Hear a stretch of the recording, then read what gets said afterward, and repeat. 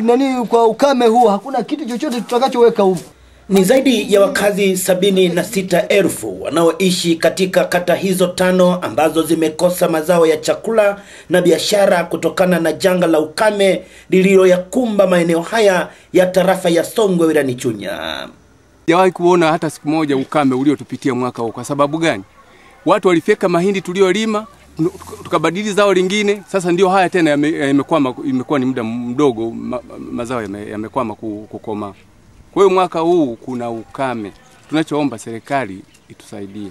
Mwaka huu kuna njaa kali sana, chakula hamna. Tutachukua mlenda na mboga ya majani kuweka mwenye kienga.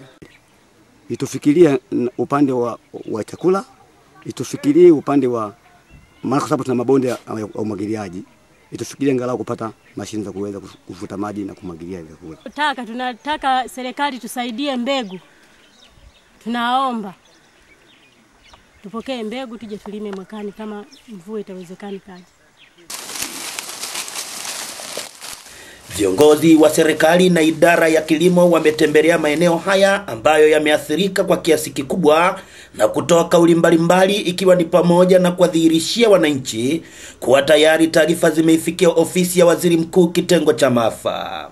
Tumeandika barua kwenye kamati ile ya maafa ili kuweza kuombea chakula ambacho tunadhania kwamba ifikapo kote ya kwanza kwa maana ya mwezi wa 9 huenda wakahitaji msaada. Kwa hiyo kuna maandalizi ya aina hiyo ya kuweza kutafutia chakula msaada kutoka serikalini. Kile chakula ambacho kimepatikana, ambacho kipo, kisitumike hovyo hovyo. Vile vile tuna mazao ya ufuta ambayo yanaonekana angalau watu wamepata. Ninachotaka niwaombeni, tusiuze ufuta tukaenda kununua mifugo. Tunakwenda kutengeneza hatari. Tuuze ufuta tununue chakula. Naam, pamoja na serikali kutangaza kwamba itasaidia wananchi ambao wamekumbwa na adha hii ya ukame katika eneo hili la Kanga. Lakini hiki ni kihenge ambacho wananchi wanahifadhi mazao yao, ni kwamba kihenge hiki hakina kitu. Kutoka eneo hili la Kanga wilayani Chunya, mimi ni Hosea Cheo wa TBC.